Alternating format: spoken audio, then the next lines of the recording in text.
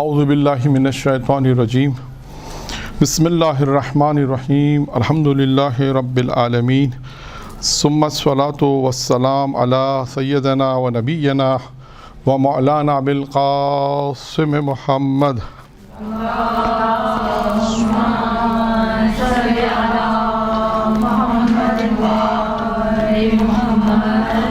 وأهل بيته الطيبين الطاهرين المعصومين المنتخبين الميامين اما بعد۔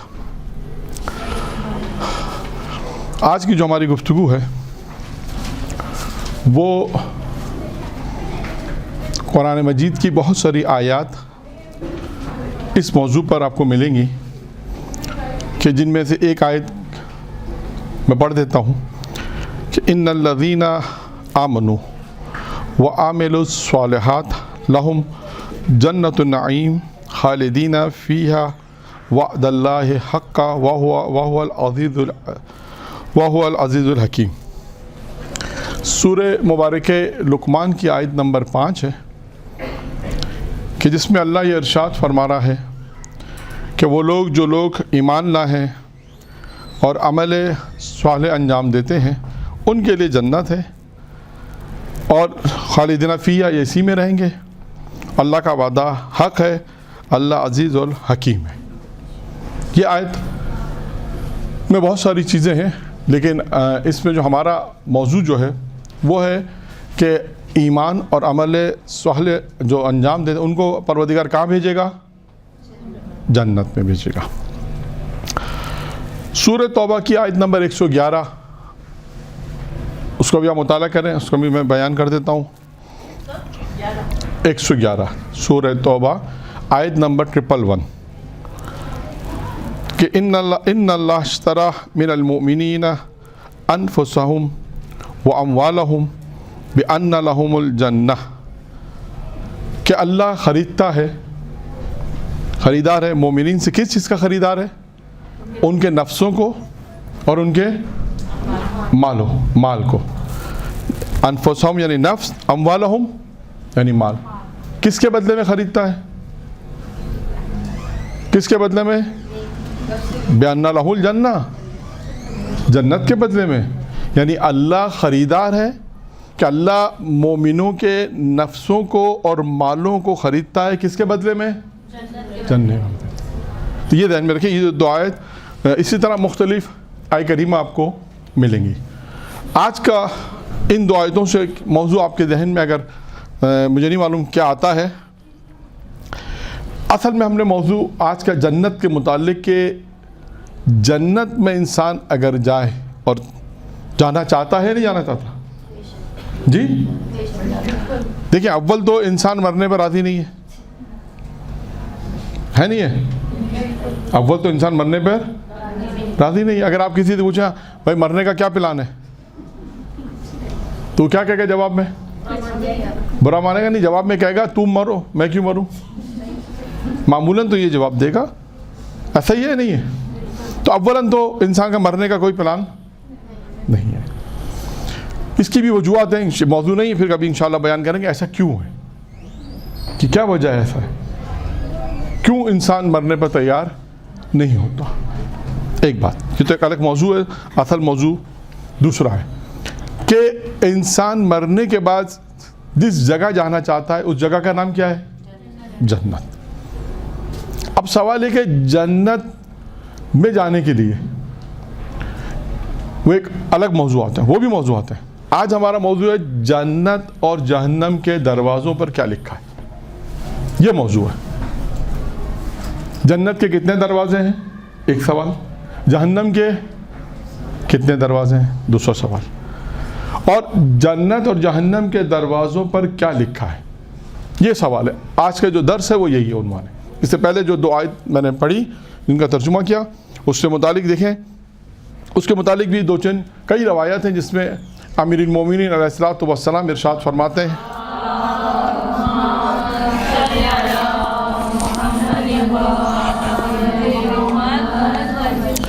کہ جنت کی قیمت کیا ہے؟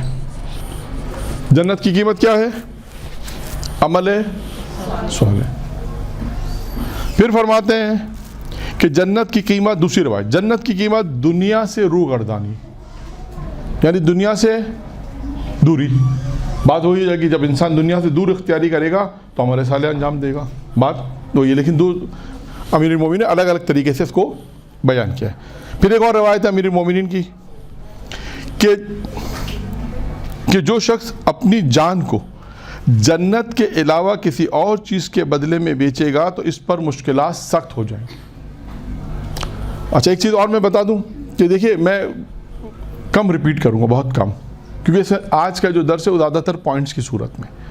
آپ اس کو سن لیں یا جتنا لکھ سکتی تھے، کیونکہ ہر جملہ، کیونکہ بہت سارے آج جو ہے وہ ٹوٹل درس جو ہے وہ پوائنٹس کی صورت میں، تو میرے ریپیٹ کرنا پورا درس بار بار مشکل ہوگا.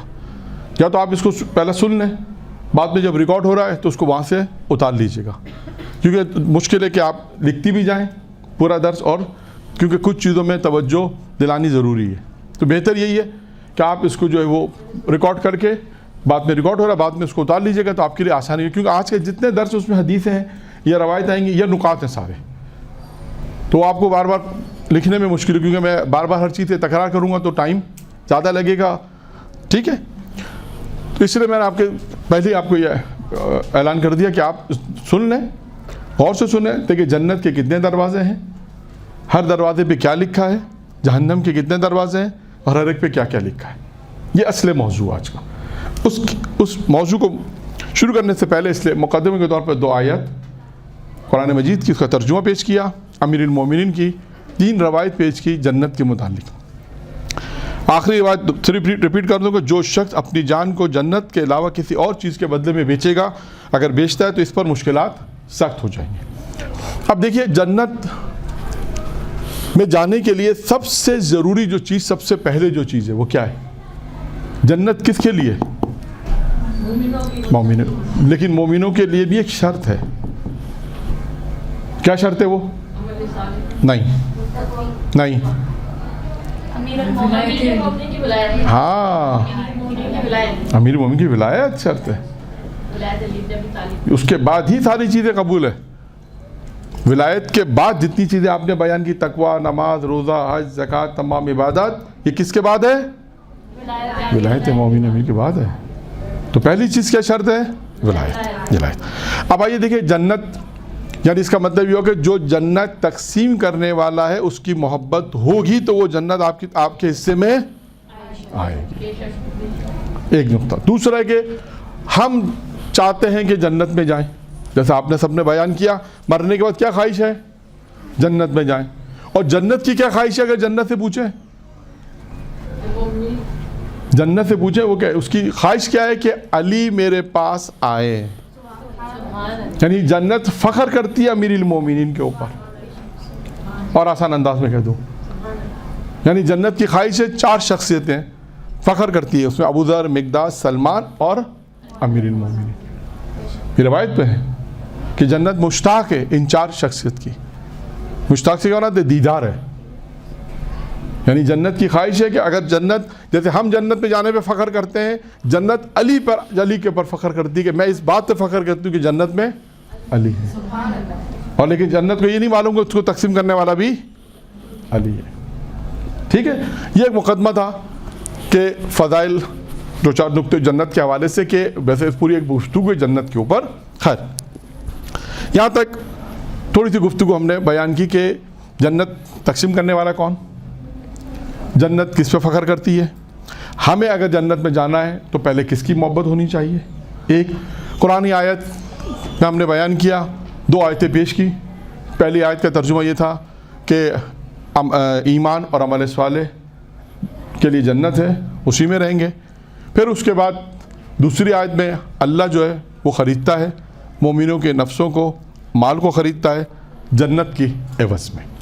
اب آئیے، اور یہ روایت ہے عبداللہ ابن مسعود سے، وہ کہتے ہیں کہ رسول خدا حضرت محمد مصطفیٰ صلی اللہ علیہ وآلہ وسلم نے فرمایا،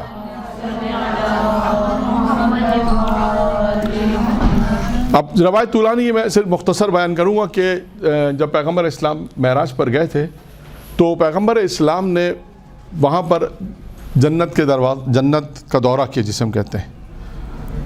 اور بعد میں جہنم کے اس کا بھی دورہ کیا، وہ بھی دیکھا جہنم کے دروازوں پہ کیا لکھا ہے، جنت کے دروازوں پہ کیا لکھا ہے۔ اس کے بعد اب آتے ہیں جنت کے 8 دروازے۔ پیغمبر فرماتے ہیں جنت کے 8 دروازے ہیں، اور ہر دروازے پر ایک سطر لکھی ہے، ایک لائن پوری لکھی ہے۔ وہ لائن کیا لکھی ہے کہ جنت کے ہر دروازے پہ یہ لکھا ہے کہ لا الہ الا اللہ محمد الرسول اللہ اور علی ولی اللہ۔ جنت کے ہر دروازے پہ یہ لکھا ہے، ٹھیک ہے۔ ہو سکتا ہے میں بیان کرنے میں اگر ریپیٹ نہ کروں، لیکن کوشش کروں گا کہ ریپیٹ کروں کہ جنت کے ہر دروازے پر یہ عبارت، سب سے پہلی عبارت یہ لکھی ہے کہ لا الہ الا اللہ محمد رسول اللہ اور علی ولی اللہ، ٹھیک ہے۔ اس کے بعد پھر کیا لکھا ہے، آتے ہیں جنت کے پہلے دروازے پہ یہ عبارت پھر کہ جو ہر چیز کا ایک راستہ ہوتا ہے، یا یوں کہیے کہ ہر چیز کا ایک راستہ ہوتا ہے۔ دنیا میں خوش زندگی گزارنے کا کیا طریقہ ہے نا؟ آپ کو کیوں مثال دوں کہ دیکھیں ہر چیز کا کوئی نہ کوئی حل ہوتا ہے، کوئی راستہ ہوتا ہے۔ تو دنیا میں اگر انسان اچھی زندگی گزارنا چاہتا ہے تو کیا کرے؟ یہ سوال ہے۔ پیغمبر اسلام نے کہا جنت کے پہلے دروازے پہ لکھا ہے اگر کوئی دنیا کے اندر اچھی زندگی گزارنا چاہتا ہے تو 4 کام کرے۔ کتنے کام کرے؟ 4 کام کرے۔ نمبر 1 کیا ہے؟ قناعت۔ قناعت کسے کہتے ہیں؟ کم پر اکتفا کرنا۔ اور اس کی اور کیا تعریف کریں گے؟ اس پہ راضی و خوش رہنا۔ اور جی جو چیز اور قناعت کہتے ہیں، آپ سب کا تقریباً مفہوم یہی ہے کہ جو جتنا اللہ نے دیا ہے اسی میں گزارا کرنا۔ جیسے اردو میں ایک محاورہ استعمال کرتے ہیں، کیا محاورہ استعمال کرتے ہیں؟ ہاں جی، قناعت یہی ہے کہ جتنا اللہ نے دیا ہے انسان اس پہ قناعت ہو جائے۔ نمبر 1 کیا ہے؟ قناعت۔ نمبر 2 ترک کینہ، کسی سے کینہ نہ کرے۔ نمبر 3 ترک حسد۔ نمبر 4 ہے اولیاء خدا اور اہل خیر کے ساتھ آمد و رفت رکھنا، ان کے ساتھ بیٹھنا، یعنی اچھے لوگوں کے ساتھ آمد و رفت رکھنا، اچھے لوگوں کے ساتھ بیٹھنا، خیر لوگوں کے ساتھ بیٹھنا جو اہل خیر ہے، اور جو اولیاء خدا ہیں، اللہ کے دوست، اللہ کے اولیاء، اللہ جن سے محبت کرتا ہے۔ اللہ کے دوست مراد ہے اللہ جن سے محبت کرتا ہے۔ ایسے افراد کے ساتھ انسان آمد و رفت رکھ کے اٹھنا بیٹھنا ان کے ساتھ۔ 4 چیزیں ہو گئیں دنیا میں اچھی زندگی گزارنے کا طریقہ، ان 4 باتوں میں۔ جنت کے دوسرے دروازے پہ کیا لکھا ہے؟ کلمہ وہی ہے جو میں نے عرض کیا، وہی جملہ لکھا ہے لا الہ الا اللہ محمد رسول اللہ علی ولی اللہ، یہ لکھا ہے۔ اس کے بعد اب کوئی چاہتا ہے آخرت میں، کوئی چاہتا ہے کہ آخرت اچھی ہو، جیسے دنیا میں گزارنے کا طریقہ آ گیا۔ اگر آپ سے کوئی پوچھے کہ آخرت میں، پوچھتے ہیں لوگ آخرت اچھی ہو جائے، کیا کام کرے گا انسان آخرت میں سکون حاصل ہو جائے؟ تو اس کے لیے فرمایا، پیغمبر فرماتے ہیں جنت کے دوسرے دروازے پہ لکھا ہے کہ اگر چاہتے ہو کہ آخرت اچھی ہو، جسے ہم کہتے ہیں آخرت اچھی ہو، تو 4 کام کرو۔ ہر ایک میں 4 کام ہیں۔ ہر ایک میں کتنے کام ہیں؟ 4۔ 8 چوکے 32، یہ تو 32 کام ہوں گے۔ اور جہنم کے کتنے دروازے بتائے؟ 7۔ ہر ایک پہ 3 باتیں، کتنی ہو گئیں؟ 21۔ 53 اور 21، 32 اور 21، 53۔ تو آج کی جو گفتگو میں 53 پوائنٹس ہیں، یہ 53 پوائنٹ، اس لیے میں نے کہا کہ اس کو آپ بعد میں لکھیں۔ نمبر 1 اس میں آج یہی ہے، حدیثیں میں نے شروع میں بیان کر دی، اب صرف جنت کے دروازے اور ان پہ کیا لکھا ہے اور ان کے متعلق گفتگو۔ جہاں کچھ چیزیں تھوڑا سا آئے گا تفصیلی، میں اس کو تھوڑا تفصیل سے بیان کر دوں گا، باقی جو ہے وہ تاکہ آپ کو یاد کرنے میں بھی آسانی ہو جائے۔ اور لکھ تو بعد میں لیجئے گا، ٹھیک ہے۔ نمبر جنت کا دوسرا دروازہ، آخرت میں جو چاہتا ہے کہ آخرت میں خوبی ہو، آخرت کی خوبی 4 چیزوں میں۔ نمبر 1 کیا ہے؟ یتیم اور سرپرست پر مہربانی، جو یتیم ہیں ان کی سرپرستی کرے، یتیم کے خرچے کو اٹھائے، یتیم کی دیکھ بھال کرے، یتیم کے ساتھ شفقت اور محبت سے پیش آئے۔ اب دیکھیں اس کے بہت فائدے ہیں، یہ تو ایک دیکھیں یعنی اگر انسان دنیا کے اندر یتیم کے ساتھ مہربانی کر رہا ہے، मोहब्बत से पेश आ रहा है, यतीम का खर्चा उठा रहा है। ठीक है, बहुत से लोग करते हैं, फ़ोन करके कहते हैं हमें मौलाना हम चाहते हैं यतीम के स्कूल की फ़ीस दे दें, चाहते हैं कि उसके अखराजात बर्दाश्त करें। इसका नतीजा क्या नहीं कि फ़ायदा क्या नहीं कि आखिरत के लिए ये बेहतर है। पहला काम कि यतीम की सरपरस्ती, यतीम के साथ अच्छे तरीके से पेश आना, यतीम के साथ मोहब्बत से पेश आना, ये तमाम चीज़ें उसमें आएंगी। दूसरा है कि बेवाओं का ख्याल करना।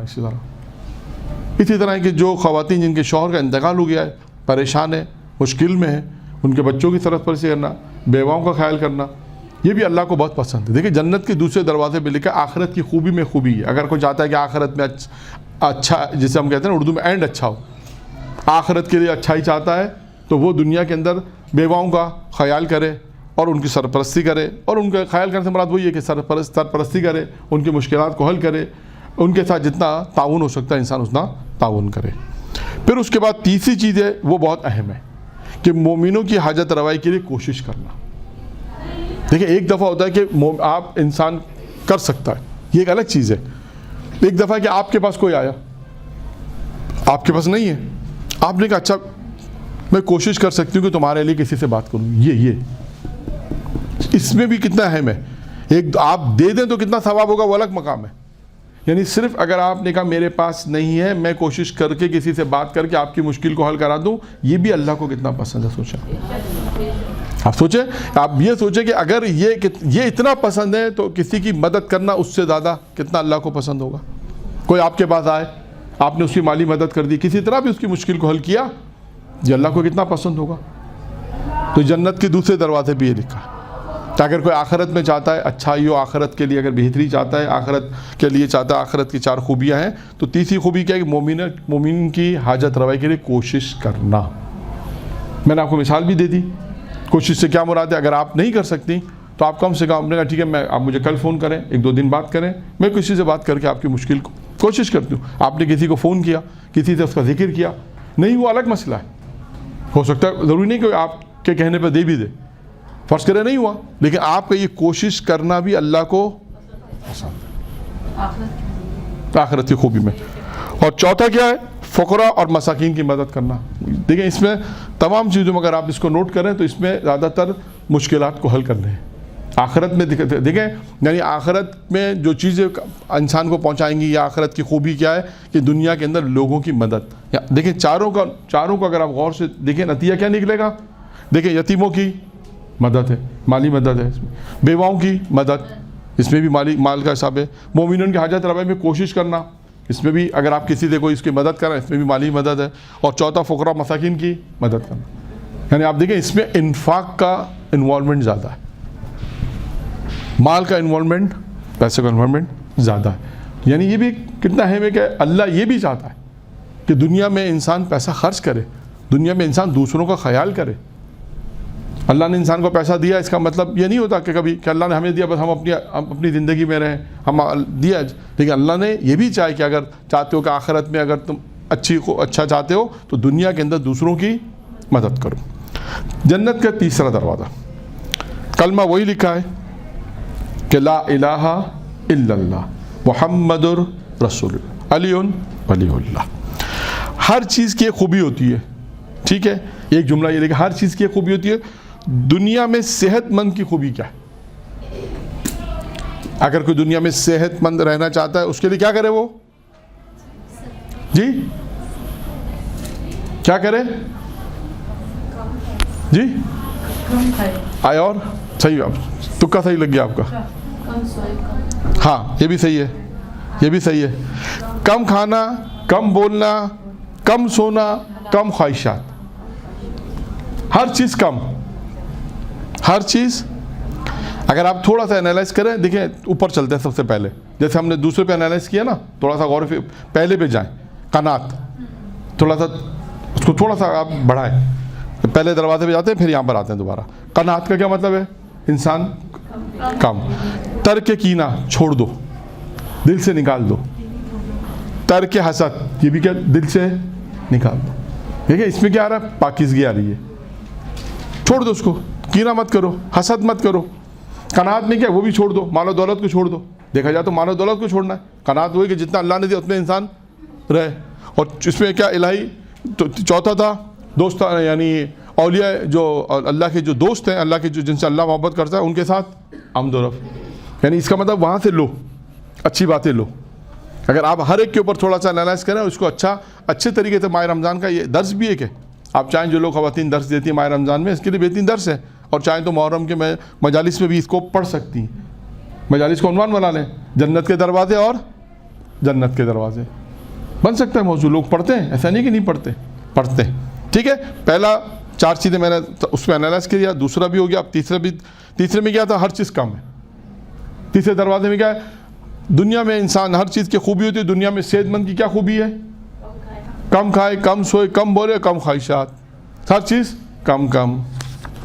آ جائیں جنت کے چوتھا دروازہ. چوتھے دروازے پہ وہی لکھا ہے, سب سے پہلے کیا لکھا ہے, لا الہ الا اللہ محمد رسول اللہ, محمد رسول علی ولی اللہ. جو شخص اللہ اور روز قیامت پہ ایمان رکھتا ہے, اسے چاہیے وہ 4 کام کرے. جو شخص اللہ اور روز قیامت پر ایمان رکھتا ہے, اسے چاہیے 4 کام. کیا کرے 4 کام؟ جو شخص اللہ اور روز قیامت, اب یہ دیکھیں یہ جملہ تکرار ہوگا. یعنی یہ جملہ کون سا جملہ, جو شخص اللہ پر اور روز قیامت میں ایمان رکھتا ہے, اسے 4 کام. پہلا کام کیا کرنا چاہیے, مہمانوں کا احترام کرے اور ان کی مہمان نوازی کرے. یہ امیر المومنین کو بہت پسند ہے, روایت پہ ہے نا, کیا امیر المومنین کو یہ بہت پسند ہے. یعنی کیا چیز پسند ہے, مہمان نوازی. میں نے شاید پہلے بھی عرض کیا تھا, یاد نہیں ہے, یا آپ کی کلاس کی دوسری کلاس میں, کہ جب مہمان آتے ہیں تو ہم مہمان سے کیا پوچھتے ہیں, آپ یہ پوچھتے کیا کھائیں گے, تو پھر بھی احترام ہو گیا نا. تو پھر تو احترام نہیں, ہم مہمان سے یہ پوچھتے ہیں کہ آپ کھانا کھا کر آئے ہیں یا گھر جا کے کھائیں گے.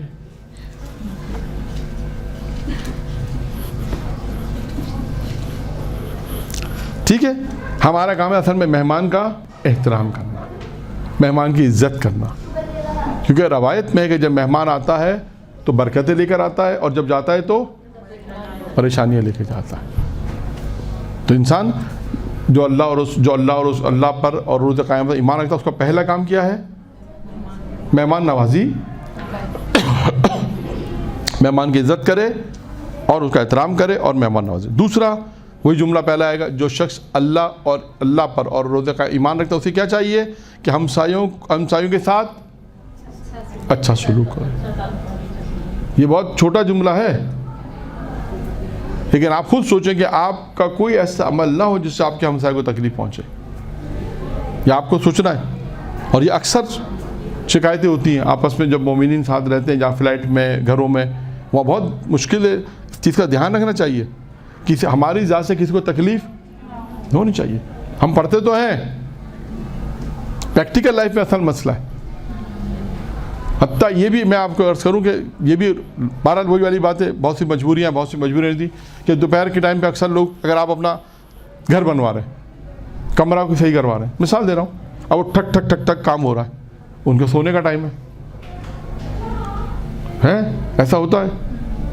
حتیٰ بعض اوقات جنریٹر اتنا لوگ چلاتے ہیں کہ برابر میں جو آواز جا رہی ہوتی ہے, اتنی تکلیف ہو رہی ہوتی ہے, وہ کہتے ہیں کہ اگر آپ شروع کریں تو کہتے ہیں ہمارے پاس تو یہ علاج, ہم کوئی علاج کہ ہم اندھیرے میں بیٹھیں. یعنی چھوٹی چھوٹی چیزیں ہیں یہ. ایک اور چیز میں آپ کو بیان کروں, جو آواز پہنچ جائے دوسروں تک, جو بعض علاقوں میں جہاں کمبائنڈ لوگ رہتے ہیں, مثلا علاقوں سے مراد ہے کہ جہاں فلیٹس میں رہتے ہیں, ایک ہوتا ہے بینگلورس میں, مثلا لینا, دونوں جگہ پہ پرابلم بہت زیادہ ہے. وہ کیا ہے جو میں نے بہت نوٹ کیا ہے, ایک تو پارکنگ میں چلیں, دوسرا ہارن بجاتے ہیں. رات کے 2-2:30 بجے آ رہے ہیں, ہارن بجا رہے ہیں, زبردست ہارن بجا رہے ہیں, اور چوکیدار کو اٹھا رہے ہیں. مثلا زحمت ہے, تکلیف ہے لوگوں کو. آج کل تو اتنا جدید دور ہے کہ چوکیدار کے موبائل آپ فون کریں, اس کو اٹھا دیں. 2 بجے مسلسل, 2 بجے 2:30 بجے فوراً ہارن, ایک بھی ہارن نہیں, مسلسل ہارن بجا رہے ہیں. یہ کوئی طریقہ نہیں ہے. آپ ایک تو لیٹ آ رہے ہیں, اور ایام بھی کون سے بعض اوقات محرم کے, اس میں بھی خیال کرنا چاہیے. اس کے علاوہ محرم نہ ہو تب بھی دیکھیں آپ 2 بجے 1:30 بجے کے بعد ہارن بجاتے ہیں. تو یہ کتنا ہے. عام فلیٹوں میں بھی آپ دیکھیں, پارکنگ میں دیکھیں, اس کے علاوہ جو سوسائٹیز ہیں اس میں دیکھیں, بہت جگہ پر ہوتا ہے کہ لوگ اگر آ رہے ہوتے ہیں تو ہارن بجا رہے ہوتے ہیں، رات کے 1 بجے بھی آ رہے ہیں ہارن بجا رہے ہیں. تو یہ سب چیزیں دوسروں کو اذیت نہیں پہنچنی چاہیے. یہ تو دیکھیں میں ہماری بات ہمسائے سے نکلی تھی، یہ تو کلی بات ہے مومنین کے لیے کہ آدمی اس کا خیال کرے، اس چیز کا خیال کرے کہ ہماری ذات سے کسی کو تکلیف نہیں پہنچنی چاہیے. اس میں یہ بھی چیزیں شامل ہیں. بعض اوقات بہت سے گھروں کے فلیٹس مثلا علاقوں میں قریب ہاسپٹل ہے. اب دیکھیں اگر کوئی مریض ہے یا اس فلیٹ پہ کوئی شوگر کا مریض ہے، کوئی بلڈ پریشر کا مریض ہے، وہ سو رہا اس کی آنکھ کھل گئی پھر اس کو نیند نہیں آ رہی، کیا کریں گے؟ مشکلات ہیں. تو بہرحال ان مشکلات کو بھی دیکھنا چاہیے کہ ہم اپنی ذات سے کسی کو تکلیف نہیں پہ. یہ دیکھیں کتنے مقامات پر ہمسائے کے حقوق آئیں، بہت سے مقامات پر آئیں ہمسائے کے حقوق کا خیال کریں. یہاں پر بھی آیا ہے کہ اگر جو چاہتا ہے کہ 4 کام، جو چاہتا ہے کہ جو شخص اللہ اور روز قیامت میں ایمان رکھتا ہے اسے 4 کام کرنے چاہیے. پہلا کام کیا تھا؟ مہمانوں کا احترام، عزت، مہمان نوازی. دوسرا کیا ہے؟ ہمسائے کو اچھا سلوک کرے، ان کے ساتھ ان کو تکلیف نہ پہنچائے. تیسرا کیا ہے؟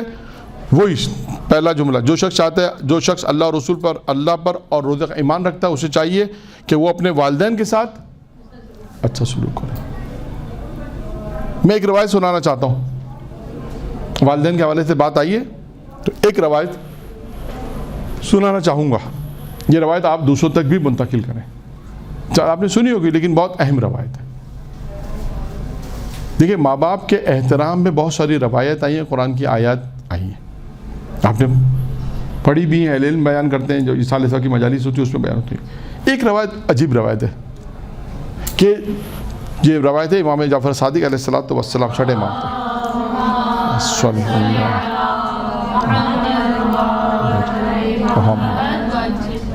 دیکھیں ماں باپ کے لیے قرآن نے جو لفظ استعمال کیا کہ انہیں اف تک بھی نہ کہو. خود 6 امام کی ایک روایت ہے. روایت دوسری سنانی ہے، ضمنی ایک روایت سنا رہا ہوں. پوچھا معصوم سے اف تک نہ کہو کیا ہے؟ معصوم نے فرمایا اگر کوئی اور اس کے علاوہ کوئی اور چھوٹا لفظ ہوتا تو اللہ وہ استعمال کرتا. تو اس ایک تو یہ اہمیت ہوگی اس لفظ کی. آپ دیکھیے جب ہم ماں باپ جب کسی کو تحفہ دیتے ہیں، سنیے روایت آپ نے، جب ہم کسی کو تحفہ دیتے ہیں تو تحفہ دیتے وقت آپ کا ہاتھ کہاں پر ہوتا ہے؟ یہ موبائل ہے مثلا، آپ نے کسی کو تحفہ دیا تو آپ کا ہاتھ اوپر ہے، اس کا ہاتھ ایسا ہی نہیں ہے؟ ایسا یا نہیں ہوگا؟ ایسے ہی ہوگا. کہا کہ جب ماں باپ کو تحفہ دو تو ایسے مت دو. کیسے دو ماں باپ کو؟ جانتے ہیں تحفہ؟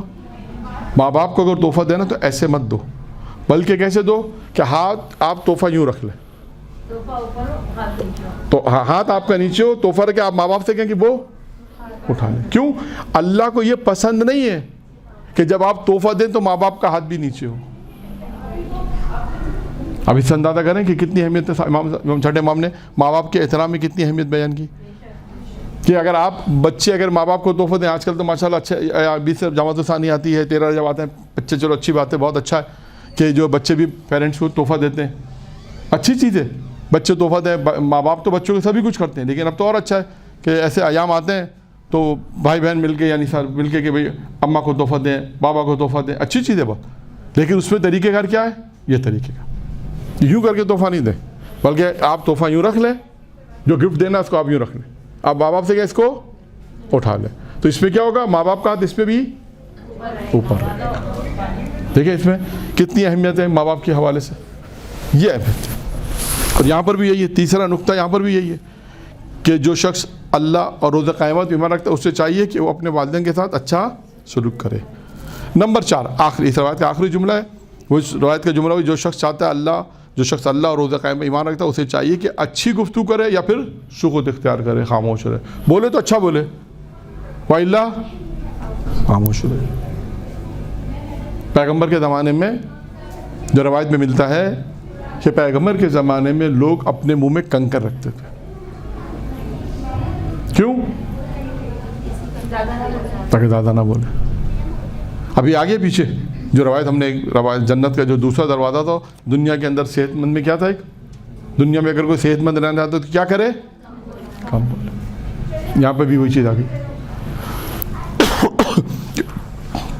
اسے چاہیے چوتھی چیز کیا ہے؟ کم جو ہے کہ اسے چاہیے کہ اچھی گفتگو کرے یا सुकूत इख्तियार करे, खामोश रहे, खामोश रहे। कितने दरवाजे हो गए? 4। पांचवा दरवाज़ा क्या है कि जो शख्स 4 काम अपने लिए चाहता हो, इसकी हेडिंग ये, जो शख्स 4 काम अपने लिए चाहता हो तो वो क्या करे। वो 4 काम क्या है? मिसाल के तौर पे पहली चीज़ है, जो शख्स ये चाहता है कि उस पर जुल्म ना हो तो दूसरों पर जुल्म ना करे। बहुत आसान है। जो शख्स चाहता है कि उस पर जुल्म ना, तो क्या करे? दूसरों जुल्म। जो शख्स चाहता है कि कोई उससे जलील और रुस्वा ना करे तो वो भी किसी को जलील और रुस्वा ना करे। खुदा ना खासा कोई ऐसी बात हो जाती है, किसी को जलील करना, रुस्वा करना, ये अच्छा नहीं है। अगर कोई शख्स चाहता है, मैं आपसे अगर पूछूं, खुदा ना खासा पूछूं कि आप चाहती हैं कि आपको कोई जलील करे, अस्तगफुर, आप कहेंगे नहीं मौलाना, हम पसंद नहीं करते कि हमारे खिलाफ ऐसी कोई बात करे, कोई हमें कोई, तो रवायत में क्या है, दूसरों के लिए भी ये काम तुम मत करो। बहुत आसान है। नंबर 1 क्या है? जो शख्स चाहता है कि उस पर जुल्म ना, तो वो भी दूसरों पर जुल्म ना करे। 2, जो शख्स चाहता है कि वो किसी को जलील ना करे, तो अगर कोई चाहता है कि कोई उससे जलील ना करे तो वो भी दूसरों को जलील और रुस्वा ना करे। जो शख्स चाहता है, जो शख्स ये पसंद नहीं करता कि कोई उसे नाजेब अल्फाज, बुरे अल्फाज, गालियाँ, मसलन सरदनिश जिसे हम कह सकते हैं, बुरे अल्फाज, नाजेब अल्फाज, हर शख्स ये चाहता है कि कोई मुझे बुरे अल्फाज ना कहे, फोश अल्फाज जैसे हम कहते हैं, नाजेब अल्फाज, गुस्साखाना अल्फाज, हम नहीं चाहते कि हमारे से इस तरह बात करे, तो वो भी दूसरों को सरदनिश ना करे, दूसरों को ऐसे बुरे अल्फाज अदा ना करे। जो चीज़ वो इंसान अपने लिए चाहता है वही अंजाम दूसरों के साथ अंजाम ना दे। चौथा और आखिरी है, अगर जो शख्स चाहता है कि खुदा की रस्सी को मजबूती से थाम रखे तो क्या करे। बहुत अच्छा, देखिए रवायत का जुमला है, अगर कोई शख्स चाहता है कि अल्लाह की रस्सी को मजबूती से थाम रखे तो वो ये कहे, शायद लिखा एक दफ़ा होगा, मुमकिन है कि रवायत में है कि वो ये कहे, क्या कहे? ला इलाहा इल्लल्लाह मुहम्मदुर रसूलुल्लाह और अलीउन वलीउल्लाह। ये इंसान इसकी चाहे तो तकरार भी कर सकता है, कोई हर्ज नहीं। वरना जो चाहता है कि वो अल्लाह की रस्सी को मजबूती से थामे रखे तो ये इस जुमले को दोहराता रहे या तकरार करे, तो इंसान उसने गोया ऐसा है कि अल्लाह की रस्सी को मजबूती से थाम लिया। कितने दरवाजे हो गए? 5। अब आते हैं जन्नत के 6ठे दरवाजे पे। जन्नत के 6ठे दरवाजे पे लिखा है, जो शख्स दुनिया में, यानी यूँ कहूँ कि जो शख्स जिसका ताल्लुक कब्र से है, जो शख्स कब्र के मुतालिक चाहता है 4 काम, वो दुनिया में 4 काम करे। जो शख्स अपनी कब्र के मुतालिक चाहता है 4 काम, मिसाल के तौर पे आएगा तो रिवायत समझ में आ जाएगी। जो शख्स अपनी कब्र को वसी देखना चाहता है, सवाल है वो क्या करे। अगर आप किसी से पूछे क्या तुम चाहती हो कि तुम्हारी कब्र वसी हो, हर शख्स ये चाहेगा, खातून हो मर्द हो, हर शख्स ये चाहेगा उसकी कब्र वसी। तो क्या करे? अल्लाह के घर को बनाए। किसको बनाए? यानी क्या मतलब? मस्जिद बनाए। यहाँ पर एक जुमला मुझे याद आ रहा है, अल्लाह मग़फ़िरत फरमाए मौलाना ज़ीशान हैदर जवादी साहब की, अल्लाह उनके दर्जात बुलंद करे। उनका एक जुमला मुझे किसी ने कोट किया था, खुद क़िबला से तो नहीं सुना, अबू ज़ैबी में होते थे और बड़ी खिदमत की, बड़ी किताबें लिखी, आप उनकी किताबें भी पढ़ते हैं जो मजालिस के हवाले से। उनका जुमला मैंने सुना है, किसी ने कोट किया था कि एक शख्स ताजिर उनके पास आया और कहा कि क़िबला, दुनिया में जहाँ भी मैं जाता हूँ ना, मेरे हर जगह एक घर है बनाया मैंने, जहाँ जाता हूँ मुझे कोई तकलीफ़ नहीं होती जाने की, जहाँ जाता हूँ वह हर घर मौजूद है, मुझे कोई परेशानी नहीं है। जहाँ भी दुनिया में मेरे 8-10 जितने भी ममालिक होंगे उसमें तजारत के लिए जाता हूँ। तो उन्होंने कहा कि ये बताओ आखिरत के लिए कोई घर बनाया? कहा नहीं। कहा आखिरत में घर कैसे बनता है? कहा मस्जिद बनाओ, मस्जिद बनाओ। तो कहते हैं कि बड़ी शानदार उसने मस्जिद बनाई दुबई के अंदर, जो मशहूर है, मस्जिद अली के नाम से सुना है कि उस शख्स ने बनाई, जो बड़ी शानदार मस्जिद बनाई। तो ये है कि देखिए एक जुमले से तबलीग कहाँ से कहाँ पहुँच गई।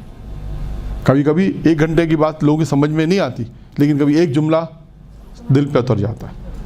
तो वो ये تو یہاں پر مسجد سے مجھے بات یاد آئی کہ جو شخص، اس کا مطلب ہے کہ آخرت کے لیے گھر بناؤ، انہوں نے ایک مثال دی. تو یہاں پر وہی ہے، جو شخص یہ آخرت کی ابتدا شروع کہاں سے ہوتی ہے؟ نہیں، آخرت کی قبر دنیا سے، آخرت کی ابتدا دنیا سے ہوتی ہے، قبر سے. امام موسیٰ کاظم علیہ الصلوۃ والسلام فرماتے ہیں،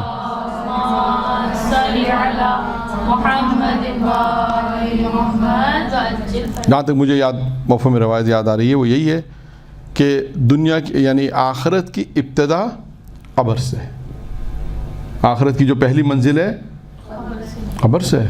جب انسان قبر میں جاتا ہے دنیا سے رابطہ ختم ہو جاتا ہے. لیکن کن لوگوں کا رابطہ رہتا ہے؟ رابطہ رہتا ہے نہیں رہتا. واٹس ایپ میسیج نہیں آتے لیکن رابطہ رہتا ہے. واٹس ایپ میسیج تو نہیں آ سکتے وہاں پر، لیکن رابطہ کون سا؟ عمل صالح، صدقہ جاریہ، نیک عمل. یہ مسجد بنائی، جب مسجد بنائی تو قبر وسیع ہو گئی. جتنے بھی دنیا میں نیک عمل انجام دیے ہیں اور وہ صدقہ جاریہ ہیں، آپ کا رابطہ ان سے، وہ نیکیاں آپ کی چل رہی ہیں، کام آ رہی ہیں. تو پہلی چیز کیا ہے؟ جو اپنی قبر کو وسیع کرنا چاہتا ہے، وسعت دینا چاہتا ہے، اسے چاہیے کہ وہ مسجد بنائے. 2، جو شخص چاہتا ہے کہ اس کی قبر میں کیڑے نہ ہوں، یعنی اس کے بدن کو کیڑے نہ کھائیں. بہت آسان جملہ، یعنی اس کے بدن کو کیڑے نہ کھائیں. اسے چاہیے کہ مساجد میں جھاڑو دے. عورتیں کیا کریں؟ عورتیں مساجد میں نماز پڑھنے جاتی ہیں؟ کیا کریں گا؟ نہیں، مساجد میں نماز پڑھنے جاتی ہیں؟ نہیں جاتی؟ جاتی ہیں. ہاں، جتنی بھی جاتی ہیں بالآخر جہاں جاتی ہیں، جو پورشن آپ کے حصے میں اس کو جھاڑو دیں. ہے کراچی کی بہت زیادہ نہیں ہے البتہ، لیکن جہاں بھی ہے. اور کبھی ایسا ہوتا ہے کہ مسجد میں بہرحال یہ ایک ہے نہیں، امام بارگاہ کے الگ ہے، امام بارگاہ کے مسائل الگ ہیں، مسجد کے مسائل الگ ہیں. تو یہ مسجد کا ذکر ہے. لیکن وہ خواتین کا جو حصہ اگر مسجد میں آتا ہے، نہیں اور بھی ہے، میں آپ کو بتاؤں، نیر رضویہ میں مسجد محمدی ڈیرہ میں عورتوں کی جماعت وہاں ہوتی ہے، نیر رضویہ میں وہاں جماعت ہوتی ہے. نہیں، ہاں ایک بار لگائیں یا مسلسل لگائیں وہ الگ مسئلہ ہے، لیکن البتہ یہ مشکل ہے خواتین، کیونکہ اکثر جگہ جماعت خواتین کی نہیں ہوتی ہے. مشکل ہے، میں نہیں کہہ رہا ہوں کہ آسان ہے، لیکن جہاں موقع مل جائے، مثلا آپ اس کو یوں کہہ لیجئے، جہاں موقع مل جائے. مثلا کے طور پہ آپ نیر رضویہ کسی سے ملنے گئیں، فرض کر لیتے ہیں، تو آپ نے کہا وقت نماز کا، چلو مسجد چلتے ہیں، وہاں عورتوں کی خواتین نماز ہوتی ہے. تو آپ گئیں، آپ کو موقع مل گیا، آپ نے وہاں کا صفائی کر لیتے ہیں. چلو مثلا محمدی ڈیرہ گئیں، مجلس میں گئیں، کسی کام سے گئیں، جہاں جہاں آپ کے علم میں ہے کہ یہاں نماز جماعت جو ہے خواتین کی بھی جماعت ہوتی ہے، تو وہ آپ کو مسجد میں جانے کا چانس مل جاتا ہے، تو وہاں صفائی کرنے کا چانس بھی مل جائے گا. اس طرح مثلا جو میرے نالج میں ہو سکتا ہے، اور بھی جگہ ہوں، لیکن میرے نالج میں 2-3 جگہیں تھیں جو میں نے آپ کو ذکر کر دیا. کبھی ایسا بھی ہو سکتا ہے کہ آپ یہ بھی کر سکتی ہیں، مثال کے طور پہ کہ کہیں کہ اس کا ثواب بہت ہے. ہم نے روایت میں پڑھا ہے کہ آپ ہفتے میں ایک دن ہم 4-5 خواتین جو ہے آپ جہن سزا ہٹ جاتے ہیں، بعض اوقات مسجد خالی ہوتی ہے، ہم چاہتے ہیں کہ ہم جھاڑو دیں، ہو سکتا ہے دروازے سارے بند کر دیں، جائیں جھاڑو دے کر آ جائیں. یہ بھی ہو سکتا ہے. سارا دن تو مرد نہیں ہوتے مسجد میں، صبح کے اوقات میں نہیں ہوتے. مثلا بعض ایسے ٹائمنگ ہے جس میں اکا دکا کوئی نمازی آتے ہیں، ورنہ نہیں ہوتے بعض اوقات، تو اس ٹائمنگ میں جا کر یہ کام انجام دیا جا سکتا ہے.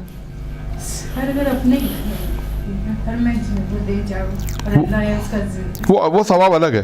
وہ دیکھیں گھر کے ثواب الگ ہیں، جو روایت ہے وہ میں آپ کو بیان کر رہا ہوں. وہ مسجد ہے، جہاں پہ مسجد کے احکام آئیں گے وہاں پہ اس کا ثواب ملے گا، اور وہاں پہ ساری چیزیں آئیں گی کہ جو شخص چاہتا ہے کہ اس کی قبر میں یعنی اس کے بدن کو کیڑے نہ کھائیں تو اسے چاہیے کہ مسجد میں جھاڑو دے. جو شخص چاہتا ہے کہ قبر میں تاریکی نہ ہو، اندھیرا نہ ہو، تو اسے چاہیے کہ کیا کرے؟ وہ تو ہے، وہ بھی ہوگا روایتوں میں. مسجد میں چراغ روشن کرے. اب آج کے دور میں تو آپ موم بتی لے کے نہیں جا سکتی، لائٹ نہیں، چراغ روشن کرنے بتاتے رہو نہیں، یہاں انتظام کرے، لائٹوں کا انتظام کرے. یہاں مراد یہ چراغ روشن سے مراد یہ نہیں کہ جا کے بٹن کھول دیں، یہ مراد نہیں. یہاں مراد ہے کہ جس مسجد کے علاقے میں بن رہی ہے، آپ نے کہا اس کا ہے کہ لائٹوں کا خرچہ ہم دے دیتے ہیں. یہ जो भी जरूर नहीं कि मस्जिद में 200 बल्ब लगे आप 200 बल्ब का खर्चा उठाएं। आपने कहा हम 5 बल्ब का खर्चा उठा सकते हैं, 5 बल्ब का खर्चा।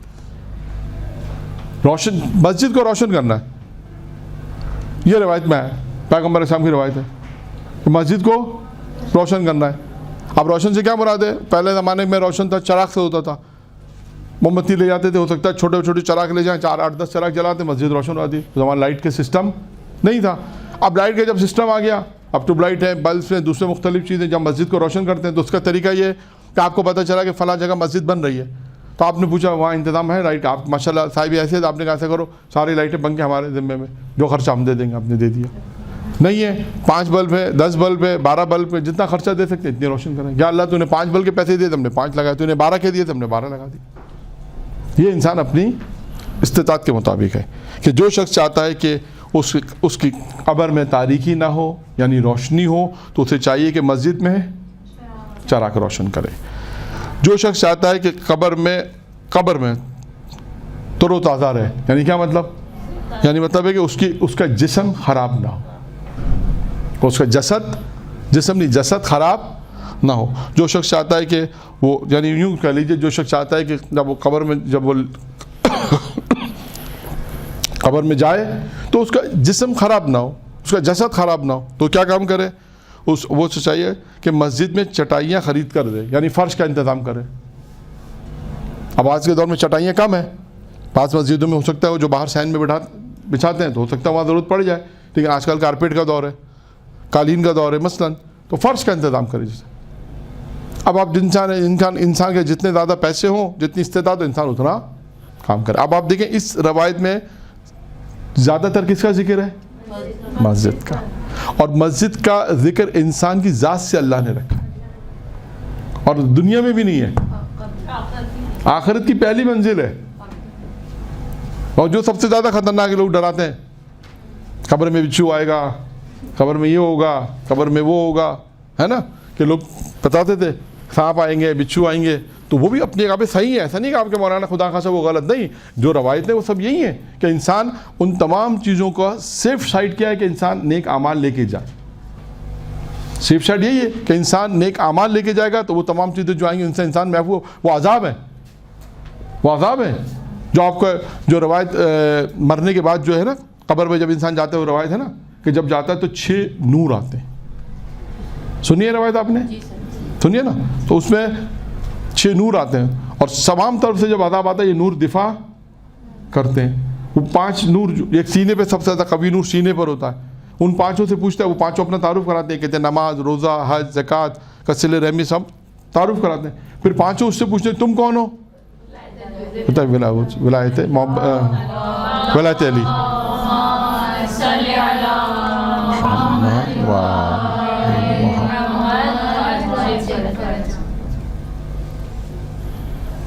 तो वो क्या जवाब देते हैं? वो जवाब देता है कि इन तब तुम, मैं सबसे ज़्यादा, वो कवि होता है तो वो कहता है कि तुम कौन हो? कहता है मैं इसके दिल में मोहब्बत अहले बैत। ठीक है, तो अब आप देखिए इस रवायत में, यानी इस टुकड़े में जन्नत के 6ठे दरवाजे का जो ताल्लुक़ है इंसान की कब्र से लेकर मस्जिद तक का ताल्लुक़ है। कब्र को वसअत चाहिए, मस्जिद बनाओ। कब्र आपके जिस्म सालिम रहे, कीड़े ना खाएं, मस्जिद में झाड़ू दो। कब्र में तारीकी ना हो, चराग जलाओ। कब्र में कब्र में आपका जसद ताज़ा रहे, ख़राब ना हो, मस्जिद में फ़र्श का इंतज़ाम करो। यानी आप देखेंगे ये सारी चीज़ें जब हैं तो एक इंसान मस्जिद के अंदर मस्जिद भी बनाएगा, फ़र्श का इंतज़ाम भी करेगा, चराग भी चलाएगा, और जो झाड़ू भी देगा, तो मस्जिद अल्लाह का घर आबाद हो जाएगा। कितने दरवाजे हो गए? 6 दरवाजे हो गए। आते हैं जन्नत के 7वें दरवाजे पर। 7वां दरवाज़ा ये है कि उस पर लिखा है वही कलमा, ला इलाहा इल्लल्लाह मुहम्मदुर रसूलुल्लाह अलीउन वलीउल्लाह। जो शख्स चाहता है कि उसका दिल रोशन हो ईमान की रोशनी से, दिल मुनव्वर हो किसकी रोशनी से? ईमान की रोशनी से, तो 4 काम करे। कितने काम करे? आवाज़ कम आ रही, कितने काम करे? 4 काम करे। नंबर 1, मरीज़ की इयादत। بیمار کی عیادت، جو مریض ہے ان کی عیادت۔ 2 نماز جنازہ میں شرکت کرے۔ 3 کفن خرید کر رکھے۔ 4 اپنے قرض کی ادائیگی کرے، جو اس پہ قرض ہے اس کو ادا کرے۔ یہ 4 ہے کہ جو شخص چاہتا ہے اس کا دل روشن ہو ایمان کی روشنی سے، تو یہ 4 کام انجام دے۔ 8واں اور آخری دروازہ، جنت کے 8 دروازے ہیں، آخری دروازے پہ کیا لکھا ہے؟ کلمہ وہی لکھا ہے کہ لا الہ الا اللہ محمد رسول اللہ علی ولی اللہ۔ اگر کوئی چاہتا ہے کہ جنت کے 8 دروازوں سے گزر جائے تو وہ کیا کرے؟ ہیں کیا کہہ رہا ہے؟ سوال جواب وہ ہوگا، وہ روایت میں ہوگا، وہ بھی ہوگا، لیکن اس روایت کی بات ہو رہی ہے اگر کوئی چاہتا ہے کہ جنت کے ان 8 دروازوں سے گزر جائے تو اس کے اندر بھی 4 صفتیں ہونی چاہیے۔ نمبر 1 پہلی صفت ہو سخی ہو، سخاوت کرے، سخی ہو، اور بغیر مانگے، بغیر سوال کیے دے عطا کرے، بغیر مانگے کسی کو عطا کر دے۔ سخی وہ ہے کہ جو سخاوت کرے، سخی ہو، اور اس کی خصوصیت کیا بیان کی ہے کہ کوئی اس سے تقاضا نہ کرے پھر بھی وہ دوسروں کی مدد کرے۔ 1 دوسرا اپنے اخلاق کو اچھا رکھے۔ تیسرا صدقہ دے۔ اب یہ صدقہ عام مز واجبات ہے، یعنی مستحب بھی اس میں شامل ہے، واجبات بھی، یعنی مال خرچ کرے۔ اب یہ مال خرچ کرنے میں واجبات میں خمس، زکوٰۃ، یہ ساری چیزیں آتی ہیں، مستحبات صدقہ دے، مستحب صدقے ہیں وہ دے، یہ ساری چیزیں اس میں آتی ہیں، یعنی مالی ادائیگی، مال کی ادائیگی اس میں صدقہ ہے۔ اب یہ صدقہ جو آپ دے رہے ہیں، کسی کی مدد کر رہے ہیں، یہ بھی ایک صدقہ آ گیا۔ خمس دے رہے ہیں، یہ بھی اس میں آ جائے گا۔ زکوٰۃ اگر واجب ہے مال میں تو وہ دے رہے ہیں، وہ بھی اس میں آ جائے گا، یعنی اس میں تعلق پھر مال کا آ گیا۔ اور اس کے بعد آخری کیا ہے؟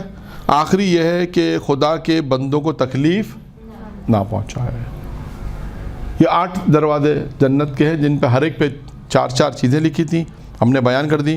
جو چاہتا ہے کہ ان 8 دروازوں سے گزر جائے تو اس کے اندر پہلی چیز صفت سخاوت ہو، اپنے اخلاق کو اچھا کرے، مالی واجبات ادا کرے، مستحبات بھی ہے وہ بھی ادا کرے، واجب ہے تو وہ ادا، مستحب تو واجب نہیں ہے، لیکن مستحب چیز واجب نہیں ہوتی، لیکن اگر وہ صدقہ دے رہا ہے تو اس کا یہ فائدہ ہوگا، ورنہ مالی واجبات ہیں تو بہرحال اسے ادا کرنے ہوں گے۔ اور آخری اور چوتھا ہے کہ خدا کے بندوں کو تکلیف نہ پہنچائے۔ تو یہاں تک ہماری گفتگو اختتام پہنچی جنت کے دروازوں پر، کہ جنت کے یہ سب روایت کون بیان کر رہے ہیں؟ ساری روایت رسول اللہ بیان کر رہے ہیں، ٹھیک ہے۔ آئیے چلتے ہیں کہاں پر؟ جہنم کے دروازوں پر۔ ہاں، پہلے دروازے پہ 3 جملے لکھیں، ہر دروازے پہ کتنے ہوں گے؟ 3 دن۔ پہلے دروازے پہ کیا لکھا ہے؟ 3 جملے۔ جھوٹوں پر اللہ کی لعنت، بخیل پر اللہ کی، جو بخیل ہے بخیلوں پہ اللہ کی لعنت، اور ظالموں پہ اللہ کی لعنت۔ 3 شخصوں پر لعنت ہے، جھوٹوں پر، بخیلوں پر، ظالموں، اللہ کی لعنت۔ دوسرے دروازے پہ لکھا ہے کہ جس شخص نے اللہ سے امید رکھی اور اللہ سے امید رکھی، اللہ سے وابستہ رہا، وہ شخص خوش نصیب ہے، وہ خوش نصیب ہوا۔ یعنی جو شخص اللہ سے وابستہ ہو جائے، اللہ سے امید رکھے، اللہ سے اپنے رشتے کو قائم کر دے، اللہ سے امید رکھے، اللہ سے وابستہ ہو جائے، تو پیغمبر فرماتے ہیں کہ جہنم کے دروازے پہ لکھا ہے وہ خوش نصیب ہوگا۔ 2 جس نے اللہ کا خوف رکھا وہ امن میں آئے گا۔ اللہ کا خوف سے کیا مراد ہے؟ پہلے بیان کر چکا ہوں شاید۔ اللہ کا خوف سے کیا مراد ہے؟ یعنی ہم کہتے ہیں اللہ سے خوف کرو، اس سے کیا مراد ہے؟ گناہوں سے بچے۔ اور اگر جس نے اپنے آپ کو گناہوں سے بچایا، اللہ کا خوف رکھا، وہ امن میں آ گیا۔ اور تیسرا جملہ ہے ہلاک ہونے والا ہے اور دھوکہ کھانے والا ہے وہ شخص جس نے غیر اللہ سے امید رکھی اور غیر اللہ کا خوف رکھا، یعنی ہلاک ہے وہ شخص، دھوکہ کھاتا ہے وہ شخص جو غیر اللہ سے امید رکھتا ہے اور غیر اللہ سے خوف کھاتا ہے۔ یہ جنت کے دوسرے دروازے پہ 3 باتیں یہ لکھی ہیں۔ پہلے دروازے پہ 3 باتیں ہو گئیں، دوسرے دروازے پہ بھی 3 باتیں ہو گئیں۔ جہنم کے تیسرے دروازے پہ لکھا ہے، کیا لکھا ہے؟ جو شخص قیامت میں عریان نہیں ہونا چاہتا، عریان کسے کہتے ہیں؟ بے لباس کو، بہت آسان، اس کا نیم البدل لفظ ہے بے لباس۔ جو شخص چاہتا ہے کہ قیامت میں بے لباس نہ ہو, دنیا میں کیا کرے؟ لوگوں کو لباس دے. لوگوں کو دیکھیں لباس دینے کا فلسفہ کیا سمجھ میں آیا؟ جو آتے ہیں ساحل آتا ہے, گھر پر کوئی آتے ہیں, مطلب کام کرنے والی آتی ہے یا کوئی بھی آتے ہیں کہ ہمیں لباس دے دو, یا ہمیں پتہ ہے کہ کہیں پہ لباس کی ضرورت ہے, ضرورت مند کو لباس دیں, تو اس کا فائدہ کام ملے گا قیامت میں آخر. یہ ہے کہ اس طرح لوگوں کی مدد, اگر دنیا میں اگر کوئی بے لباس ہے تو اگر انسان چاہتا ہے کہ قیامت میں اگر با لباس وارد ہو تو دنیا کے اندر وہ دوسروں کو لباس دے, تاکہ ایک پروردگار اس کے عوض میں کیا کرے گا؟ اس کو قیامت میں لباس عطا کرے گا. ٹھیک ہے. ایک جو قیامت کے دن پیاسا رہنا نہیں چاہتا تو کیا کرے؟ کہاں؟ دنیا میں لوگوں کو, دنیا کے لوگ پانی پلائے, تو دنیا میں پیاسوں کو پانی پلائے. جو شخص قیامت میں بھوکا رہنا نہیں چاہتا تو دونوں کو کھانا کھلائے. دیکھا آپ نے, یعنی دنیا کے کام کا تعلق کس سے ہے؟ آخرت سے. لباس, پانی, کھانا, یہ تین چیزیں بیان ہوئی ہیں اس میں, اور یہ تین چیزیں بہت سخت ہیں انسان کی قیامت میں. جہنم کے دروازے پہ لکھا ہے, لوگوں کو کھانا کھلائیں کتنا ثواب ہے, لوگوں کو لباس دیں کتنا ثواب ہے, لوگوں کو پانی پلائیں کتنا ثواب ہے. اب ہر ایک چیز پہ ایک موضوع ایسا ہے جس پہ آپ تقریر تیار کر سکتی ہیں, ہر موضوع ایسا اس میں. لیکن ہمارا موضوع تقریر نہیں ہے, ہم تو آپ کے سامنے یہ صرف فہرست بیان کر رہے ہیں ابھی کہ جنت کے دروازے, جہنم کے دروازے, کس پہ کیا کیا لکھا ہے, یہ آپ کی نالج میں آ جائے تاکہ آپ کو پتا ہو کہ جنت کے دروازے پہ کیا, دنیا میں کیا کرنا ہے تو جنت کے دروازے پہ. خدا نہ خاصا جہنم کے دروازے پہ دیکھا اللہ نے پہلے ہی بتا دیا. اگر کوئی چاہتا ہے کہ دنیا آخرت کے اندر پیاسا نہیں آنا چاہتا, وہاں پیاسا رہنا نہیں چاہتا, دنیا میں پانی پلا. کوئی چاہتا ہے کہ وہاں بے لباس نہیں رہنا چاہتا, دنیا میں لباس. کوئی چاہتا ہے کہ میں قیامت میں بھوکا نہ رہوں تو دنیا میں کھانا کھلا. ٹھیک ہے. آتے ہیں کون سا دروازہ ہو گیا؟ چوتھا دروازہ. جہنم کے چوتھے دروازے پہ تین باتیں لکھی ہیں. اللہ اسے ذلیل کرے گا کہ جس نے اسلام کی توہین کی ہے. اسلام کی توہین کوئی اللہ کی, اللہ اسے ذلیل کرے گا جس نے اسلام کی توہین کی. ایک, اللہ اسے ذلیل کرے گا جس نے نبی پاک یعنی حضرت محمد مصطفیٰ صلی اللہ علیہ وآلہ وسلم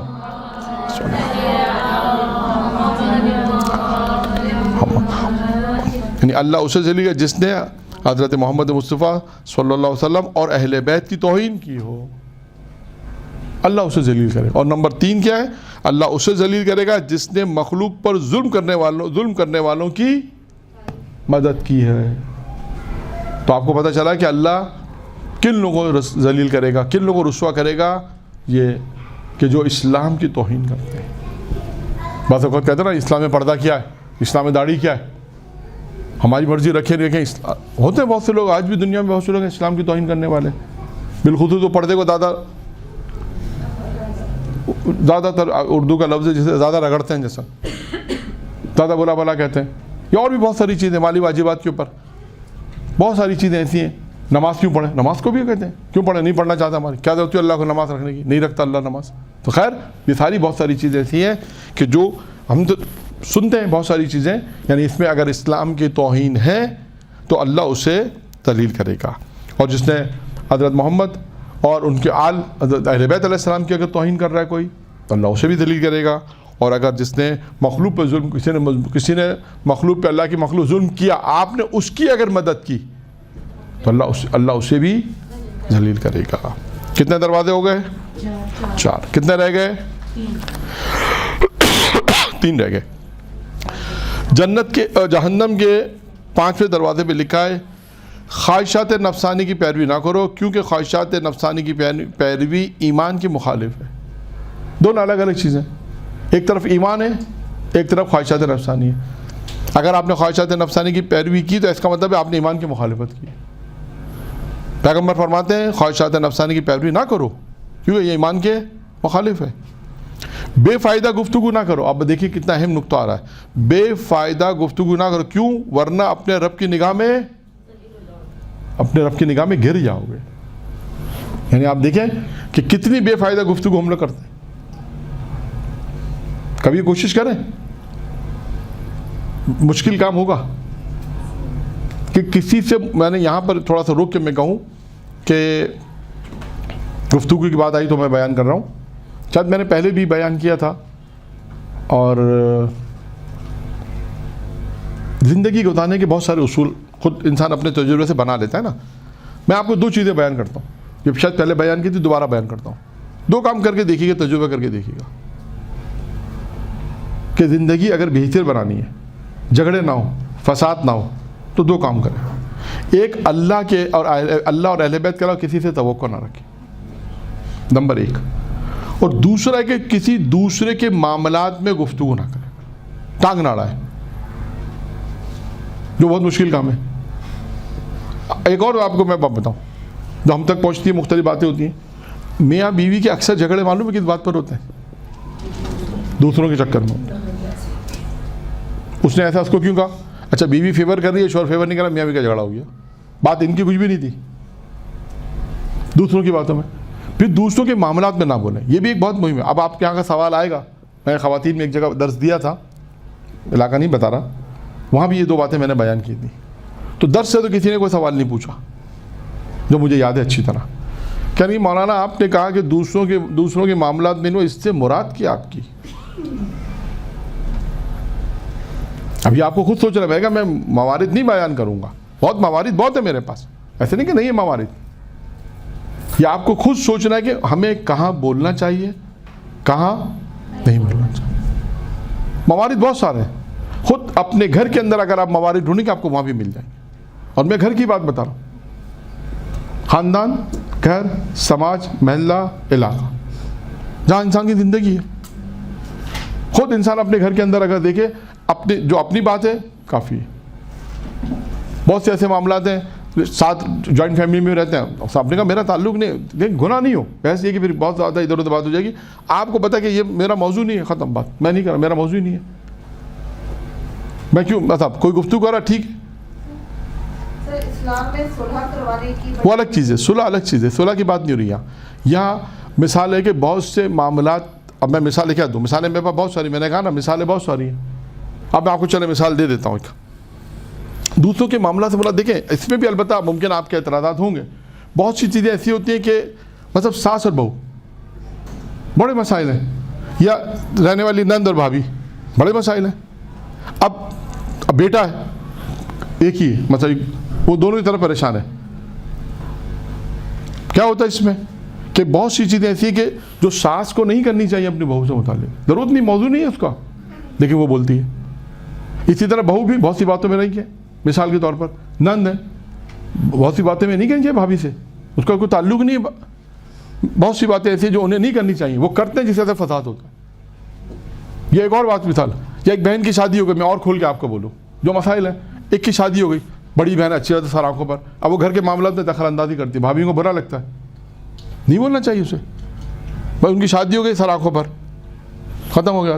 اب کیونکہ یہاں شادی ہو گئی، بھابھی آ گئی، بھائی وہ کہتے ہیں ہماری حکومت ہے، مثال کے طور پہ حکومت سب کو چاہیے ہوتی ہے. اب وہ آ کے اگر کوئی کہے کہ یہ ایسا کرو، تو اماں کہتے نہیں ان کی بات مانو، وہ کہتے پھر ہم کس کا بات کہیں. اس میں جھگڑے ہوتے ہیں، فساد ہوتا ہے اس میں. تو اس کی وجہ کیا ہے کہ ہر آدمی کو یہ پتہ ہونا چاہیے مجھے کتنا بولنا اور کہاں بولنا. یہ بہت مہم ہے. اس سے ماں کا کردار بھی بہت اہم ہوتا ہے، یہ بھی میں آپ کو بتا دوں. ماں کا کردار بہت اہم، اگر ماں انصاف سے کام لے تو نہیں ہوگا، یہ بھی میں آپ کو بتا دوں. ماں کبھی کبھی اگر نا انصافی کرے تو یہ بہت مشکل ہوتا ہے. پھر فسادات یہیں سے شروع ہوتے ہیں، فسادات یہیں سے شروع ہوتے ہیں. ایک دوسرے کے خدا نہ خواستہ کینہ، حسد، سب یہیں سے شروع ہوتا ہے. وہ کیوں ہمارے معاملات میں بول رہی ہیں، ہم کیوں ان کے معاملات میں نہیں بول سکتے. وہ جو مرضی آئے ہمارے گھر آ کے بیٹھ جائیں، مثال آئے سر آنکھوں پر آئیں بیٹھیں.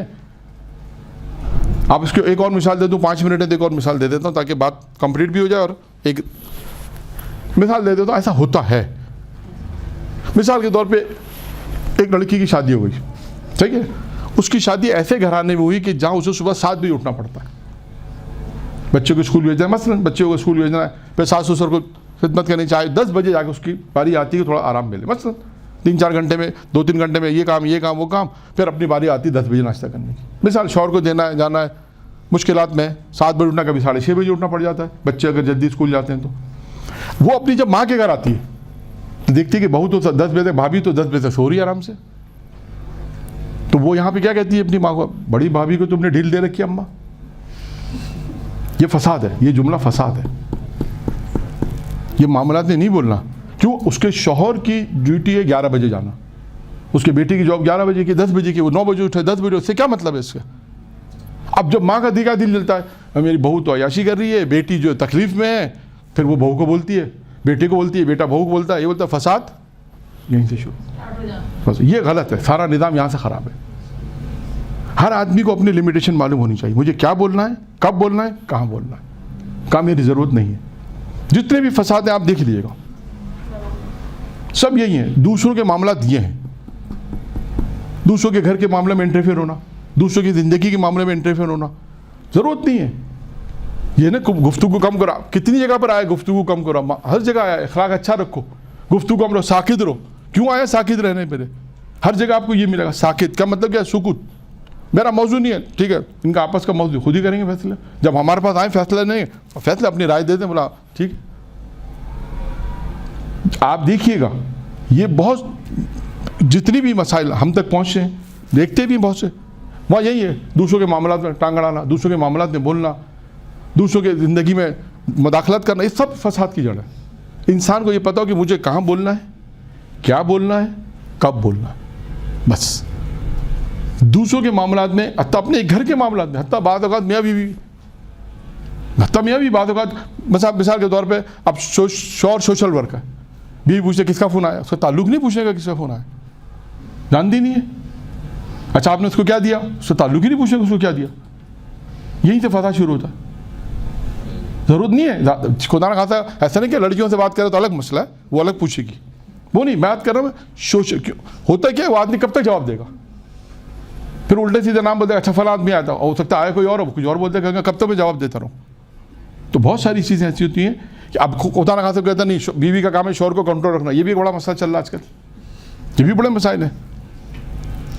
بات یہ بھی معاشرے کے اندر اس طرح رہنا ہے کہ مل جل کر محبت کے ساتھ رہنا ہے، اور اس طرح زندگی بسر کرنی کہ فساد نہ ہو، جھگڑا، اور جھگڑے کی سب سے بنیادی جو آپ لکھ لیں میری بات، بنیادی چیز ہے غصہ۔ اس سے میں ایسے کام شیطان کرا دیتا ہے کہ ساری زندگی پشیمان آدمی رہتا ہے، ساری زندگی، چاہے آپ جتنا سوری بول دیں، وہ سوری کوئی فائدہ نہیں دیتی، اس وقت معذرت ہو جاتی ہے، فرض کریں معذرت ہو گئی، لیکن ساری زندگی وہ لفظ جو بولے گئے ہیں، زبان سے ادا ہوئے ہیں، ساری زندگی تیر کی طرح دلوں پہ جا کے لگ جاتے ہیں، چاہے وہ سگے بھائی بہن ہوں، چاہے میاں بیوی ہوں، خدا نہ خاصا ماں باپ ہوں، یہ تمام چیزیں نقصان، سب سے بڑا نقصان جو چیز ہے وہ غصہ ہے۔ غصہ آئے گا 100% جگہ غلط، اور پھر کبھی مس انڈرسٹینڈنگ، کبھی کسی نے کسی کی پوری بات نہیں سنی، فوراً بولنا شروع ہوتے ہیں، باپ پوری بات تو میری سن لیں، پتہ چلا وہ ان کے فیور میں بولنا چاہ رہے تھے، آپ نے کہا اچھا میں بات نہیں کر، یہ بھی ہوتا ہے مس انڈرسٹینڈنگ، ابھی بات ہونی شروع نہیں ہونا، جو سنانا شروع کر دیا، اس نے کہا بھائی اب میری بات تو پہلا سن لیں، تو یہ بھی ہوتا ہے کہ انسان کا غصہ، یہ ساری چیزیں یہی ہے، سکوت یہی ہے، یا آپ کہیں گے اس کے موارد کیا ہیں، سکوت کے موارد یہی ہیں، ساکت، کہ انسان اپنی زندگی میں جتنی ضرورت ہے اتنا بولے۔ آپ دیکھیے گا پریکٹیکلی طور پہ بہت سی جگہوں پہ یہ چیز سکون ہے، زیادہ پنچات، جیسے ہم اردو میں پنچات بولتے ہیں، کیا بولتے ہیں ایک، اور اس کے علاوہ زیادہ پنچات کا لفظ استعمال ہوتا ہے میرا خیال ہے، اور کوئی لفظ استعمال ہوتا ہے تو پتہ نہیں، زیادہ پوچھ گچھ کرنا، زیادہ کسی کے معاملے میں، یہ سب چیزیں انسان کی زندگی میں پھر دوسروں کی پرائیویسی پتہ چلتی ہے، یہ بھی ایک مشکل ہوتا ہے۔ کچھ چیزیں لوگ چھپانا چاہتے ہیں، پتہ چلا انہوں نے ان کی بیوی کو بتایا، انہوں نے آ کے گھر میں سب کو بتا دیا، آسان بات خراب ہو گئی ساری۔ اللہ دوسروں کے رازوں کو چھپانا چاہتا ہے، یہ بھی ہے۔ تو خیر آپ کہیں کہ مولانا ایک جملے سے بات کافی لمبی تقریر ہو گئی، خیر بات کہاں پہ پہنچی تھی؟ چھٹے دروازے پہ کہاں پہنچے تھے؟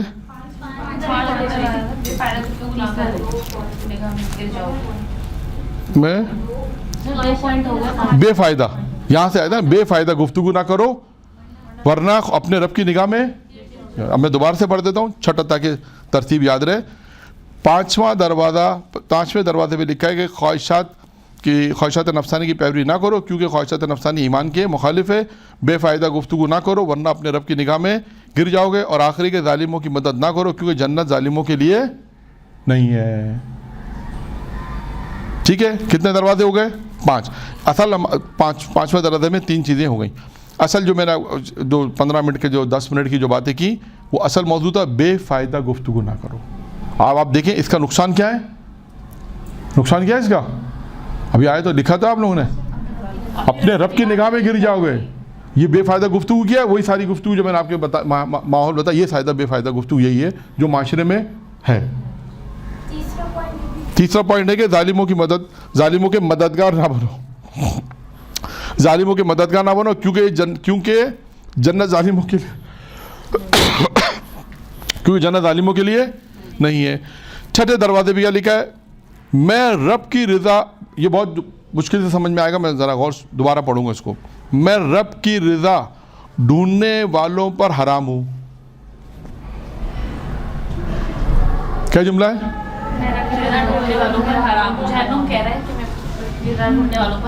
کیا مطلب ہے اس کا؟